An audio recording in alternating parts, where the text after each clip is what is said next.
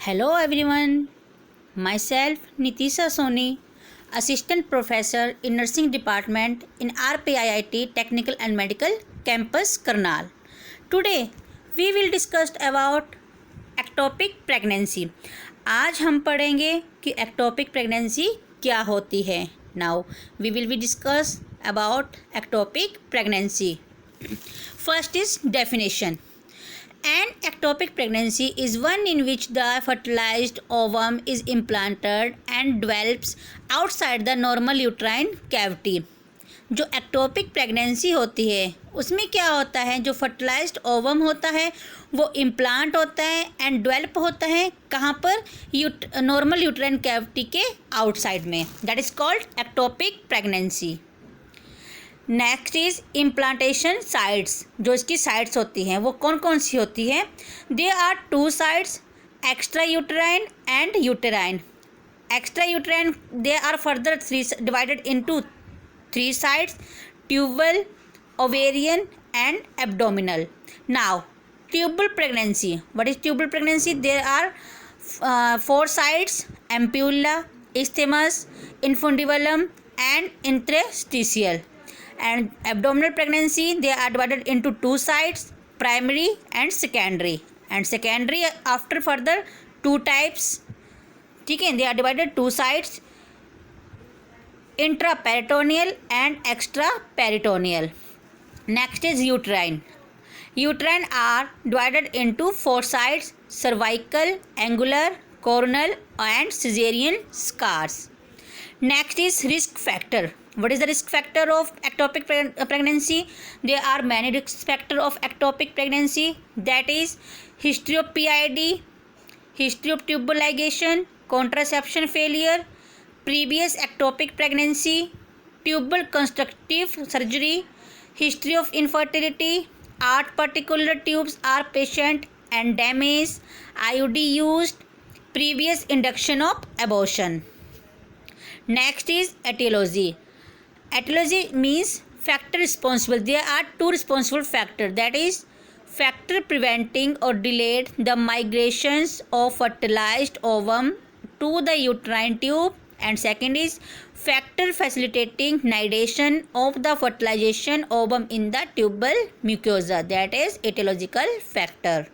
Next is they are defined two factors. Firstly, factor delaying or preventing migration. They are divided into two types: salpingitis and PID, pelvic inflammatory disease. Next is iatrogenic contraception failure, tubal surgery and intrapelvic adhesion. Next is factor facilitating nidations in the tube. They are divided into two types: increased decidual dissection. Second is tubal endometriosis. Next is clinical features. Clinical feature first is in acute ectopic, की जो acute ectopic pregnancy में जो clinical features होते हैं वो क्या क्या होते हैं. Less common about 30%, patient profile, mode of onset and symptoms. ये हम देखते हैं क्लिनिकल फीचर में. और जो सिम्टम्स होते हैं एक्यूट प्रेगनेंसी में वो क्या क्या होते हैं. Short period of amenorrhoea, abdominal pain, vaginal bleeding, feeling of nausea, vomiting, fainting attack. On examination, जब हम एग्जामिनेशन करते हैं तो हम क्या देखते हैं. Patient is conscious, perspires and looking balanced, paler, feature of shock, abdomen intense, tumid and tender, and bimanual examination. अब जो बाईमैनुअल एग्जामिनेशन करते हैं उसमें हम क्या देखते हैं. Balanced white vaginal mucosa, normal size uterus, uterus floors, extreme tenderness in fornix palpation. Next is in unruptured cases. अब सबसे पहले हम देखते हैं इन अनरप्चर्ड केसेस में क्या होता है. सिम्टम्स में क्या आता है. Presence of delayed period and spotting, colicky pain और uneasiness to the one side of the flank. And next is sign. Sign में क्या देखते हैं. बाई मैनुअल एग्जामिनेशन करेंगे उसमें क्या देखते हैं. Uterus is normal size, upper style, firm small tender, mass may be felt in the fornix. ये हम देखते हैं जब बाई मैनुअल एग्जामिनेशन करते हैं इन अनरप्चर्ड केस में. नेक्स्ट इज क्रॉनिक और ओल्ड एक्टोपिक में हम क्या क्या देखते हैं। Onset is insidious. अब इसमें सिम्टम्स देखेंगे तो क्या क्या सिम्टम होंगे। Amenorrhoea, lower abdominal topic, pain, vaginal bleeding, other symptoms में और अदर सिम्टम इसमें शो होंगे। अब उसके बाद हम क्या करते हैं, ऑन एग्जामिनेशन करेंगे, पर विजाइनल करेंगे, पर एब्डोमिनल करेंगे। Next is diagnosis. अब डायग्नोसिस में क्या करते हैं, patient with acute ectopic can be diagnosed clinically, blood should be drawn for HB gram %, blood grouping and cross matching DC and WBC and BT and CT. Next is should be catheterized to know urine output. अब सबसे पहले हम क्या करेंगे, the investigation are, सबसे पहले करेंगे हम यूरिन प्रेगनेंसी टेस्ट जो पॉजिटिव आता है 95% केसेस में।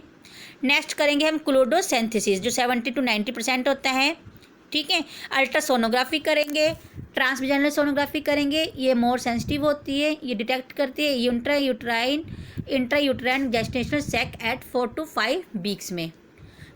कलर डॉपलर सोनोग्राफी करेंगे, इम्प्रूव द एक्यूरेंसी के लिए, आइडेंटिफाई करेंगे प्लेसेंटल शेप के लिए, ठीक है, उसकी जो रिंग होती है और फर्म पैटर्न जो होता है, and blood flow outside the uterine cavity वो देखेंगे।